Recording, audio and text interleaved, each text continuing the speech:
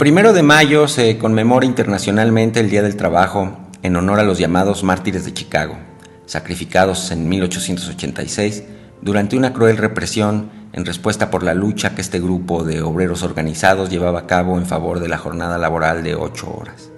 Fue muy extraño lo sucedido aquella vez en la ciudad de los vientos, que despuntaba ya como una de las más importantes urbes industriales del mundo. Lo que ocurrió realmente aquel 1 de mayo de 1886 no fue la represión como tal, sino el arranque de una huelga de grandes dimensiones que provocó la alarma del sector patronal, para lo cual éste ideó, en conjunto con las autoridades estatales y federales, un extraño método de sabotaje basado en la infiltración, la confusión y la violencia. La huelga, como hemos dicho, estalló el día 1 de mayo, pero no sería sino hasta el día 3 del mismo mes que una cadena de sucesos violentos cobró la vida de un policía, dejando heridos a otros tantos, desatando una cruenta ola de represión que no se detuvo hasta que los 8 principales líderes obreros fueron llevados a juicio y posteriormente a la horca. La impresión que estos sucesos causaron en todo el mundo dio pie a que año con año se conmemoraran aquellas heroicas jornadas, así como aquella feroz represión, hasta transformarlos en una jornada internacional de la lucha por la mejora de la situación de la clase trabajadora. Curiosamente, en los Estados Unidos y Canadá no se celebra el Día del Trabajo el 1 de mayo, sino el primer lunes de septiembre. Y es que todavía a principios del siglo XX, es decir, muchos años después de la jornada de los mártires de Chicago, prevalecía casi en todo el territorio de los Estados Unidos la idea de que la relación laboral surgía a partir de un contrato civil en el que la autonomía de la voluntad era la norma máxima, si no es que la única, suponiéndose así que las partes podían convenir libremente las condiciones laborales y dar por terminado el contrato en cualquier tiempo, sin expresión de causa. Por lo general, estaba prohibido que los trabajadores se organizaran para negociar mejores condiciones de trabajo y en algunos estados se castigaba con penas de prisión algunas formas de boicot, como es el caso del paro, de la huelga y de otros mecanismos de presión sindical. Los empleadores gozaban, adicionalmente, de una amplísima inmunidad con respecto a los riesgos de trabajo, pues se consideraba que los trabajadores los asumían o los sufrían generalmente por su propia negligencia. Asimismo, durante los primeros años del siglo XX, algunas legislaciones estatales en los Estados Unidos intentaron imponer condiciones mínimas de seguridad e higiene, pero fueron anuladas por los tribunales federales que argumentaban que las leyes locales violaban la garantía constitucional del debido proceso al atentar contra la libertad de contratación. Poco a poco, sobre todo después de la Primera Guerra Mundial, se experimentó una mayor apertura con respecto a las leyes que habían venido favoreciendo decididamente a los empleadores. La lucha por los derechos de los trabajadores y particularmente por la jornada laboral de 8 horas había comenzado 20 años antes de los sucesos de Chicago, en 1866, cuando se celebró en la ciudad de Baltimore un gran congreso obrero en el cual se declaró que ya era tiempo de que los trabajadores abandonasen los partidos burgueses, acordándose en consecuencia organizar el Partido Nacional Obrero. El 19 de agosto del siguiente año, el nuevo partido celebraba su primer congreso justamente en la ciudad de Chicago. En 1868 y en los siguientes años se declararon multitud de huelgas en pro de las 8 horas, perdiéndose en los tribunales la mayor parte de ellas. La llamada Liga de las 8 horas, que se organizó en Boston en el año de 1869, adoptando decididamente un programa de corte socialista, también formó parte de aquellas jornadas. Y de 1870 a 1871 empezaron a organizarse, sobre todo entre los alemanes residentes en los Estados Unidos, las primeras fuerzas de la Asociación Internacional de los Trabajadores. La influencia que esta sociedad ejerció en el movimiento obrero americano fue sumamente notable en los años siguientes. Puede decirse que los trabajadores americanos, como los europeos, deben sus más firmes ideas sociológicas a aquella gran asociación. El 13 de enero de 1872, en Nueva York, tuvo lugar un primer precedente de la cruel represión que años después habrían de padecer los obreros de Chicago. Aquella vez, los obreros sin trabajo de la ciudad de Nueva York se reunieron en una importante manifestación y cuando la plaza se hallaba materialmente saturada, la policía acometió brutalmente por todas partes a los asistentes, disolviendo la manifestación en medio de un espanto mayúsculo. Desde 1873 a 1876 fueron muchas las huelgas que se registraron en los estados de Nueva Inglaterra, Pensilvania, Illinois, Indiana, Missouri, Maryland, Ohio y Nueva York, siendo la más considerable de estas huelgas la protagonizada por los empleados de los ferrocarriles en 1877. Finalmente, en el año de 1880, quedó organizada la Federación de los Trabajadores de los Estados Unidos y Canadá, y en octubre de 1884 se acordó en una reunión celebrada en Chicago que el 1 de mayo de 1886 se declarase la huelga general por la jornada laboral de 8 horas.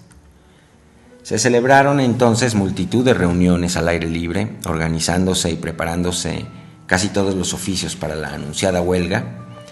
Los grupos socialistas y anarquistas desplegaron en esta tarea una actividad prodigiosa, tendiendo siempre a establecer la solidaridad más estrecha entre los trabajadores. Los capitalistas empezaron a tener miedo y decidieron organizarse para resistir las pretensiones de los obreros, y la prensa asalariada se mostró cruel e infame en los medios que proponía para callar el descontento de las clases jornaleras. Por fin llegó el 1 de mayo de 1886. Miles de trabajadores abandonaron sus labores y proclamaron la jornada de 8 horas. La Unión Central Obrera de Chicago convocó un mitin al que asistieron 25,000 personas y dirigieron la palabra a la concurrencia los obreros Spice, Parsons, Fielden y Schwab. Las reuniones se multiplicaron. La paralización de los trabajos se generalizó y en unos cuantos días los huelguistas habían llegado a más de 50,000. La policía andaba ansiosa, sin saber qué hacer, acometiendo en contra de una manifestación de 600 mujeres pertenecientes al ramo de la sastrería. Hasta que el día 3 de mayo se celebró un importante mitin cerca de la fábrica de Cyrus McCormick, fabricante de maquinaria agrícola y uno de los hombres más ricos de los Estados Unidos. Spice, que era conocido como buen orador, fue invitado a hablar, pero cuando trató de hacerlo, muchos concurrentes ajenos a las ideas socialistas protestaron, gritando que no querían oír discursos anarquistas. Cuando era inminente el ataque de la policía, cruzó el espacio un cuerpo luminoso que, cayendo entre la primera y la segunda compañía, produjo un estruendo formidable. Cayeron al suelo más de 60 policías heridos, falleciendo uno de ellos de apellido Degan. Instantáneamente, la policía hizo una descarga cerrada sobre el pueblo y este huyó despavorido en todas direcciones. Perseguidos a tiros por la policía, muchos perecieron o quedaron malheridos en las calles de Chicago. Se detuvo a toda clase de obreros, se profanaron muchos domicilios privados y se arrancó de ellos a pacíficos ciudadanos sin causa alguna justificada. Los 8 procesados fueron sentenciados. El 20 de agosto de ese año se hizo público el veredicto del jurado. Augusto Spice, Miguel Schwab, Samuel Fielden, Albert Parsons, Adolf Fischer, George Engel y Louis Ling fueron condenados a muerte. En México correspondió a la Casa del Obrero Mundial la decisión en 1913 de conmemorar el 1 de mayo realizando un desfile que reunió a cerca de 25,000 trabajadores. Esta organización había surgido apenas un año atrás, el 22 de septiembre de 1912, todavía durante el gobierno de Francisco I. Madero, instalando su sede en la casa número 105 de la calle de Matamoros. A la caída del apóstol de la democracia, el golpista dictador Victoriano Huerta mandó cerrar la Casa del Obrero Mundial y, según fuentes creíbles, mató e incineró a varios líderes obreros en el año de 1914. A mediados de agosto de ese año entraron a la Ciudad de México los constitucionalistas, lo que permitió, entre otras cosas, la reapertura de la Casa del Obrero Mundial. En noviembre de ese mismo año, un grupo de 7 obispos emitió por su parte una pastoral colectiva que prohibía a los católicos mexicanos asistir a los mítines o leer las publicaciones de la Casa del Obrero Mundial bajo pena de excomunión. En febrero de 1915, un grupo de 67 dirigentes de la Casa del Obrero Mundial efectuaron una reunión secreta en la que resolvieron terminar con la política de neutralidad en medio de la revolución, adhiriéndose así al bando constitucionalista. En febrero de 1915, el Comité Revolucionario de la Casa del Obrero Mundial, junto con los comités de prensa, publicidad y propaganda, acordaron incluso conformar una división militar compuesta por elementos meramente obreros, los famosos batallones rojos. Entre abril y septiembre de 1915, los soldados de la Casa del Obrero Mundial participaron militarmente en la revolución, siendo sus más importantes intervenciones ante los villistas en las batallas de Lébano, San Luis Potosí, en Celaya, Guanajuato, en Huatusco, Veracruz y en Tonalita, Jalisco. El día 13 de enero de 1916, el gobierno carrancista emitió el decreto de disolución de los batallones rojos y a fines de ese mes fueron detenidos en varios estados los delegados de la Casa del Obrero Mundial. Semanas más tarde, el 4 de febrero, el carrancista general Pablo González encabezó el desalojo del Palacio de los Azulejos, sede de la Casa del Obrero Mundial, clausurando asimismo los periódicos obreristas El Ariete y Acción.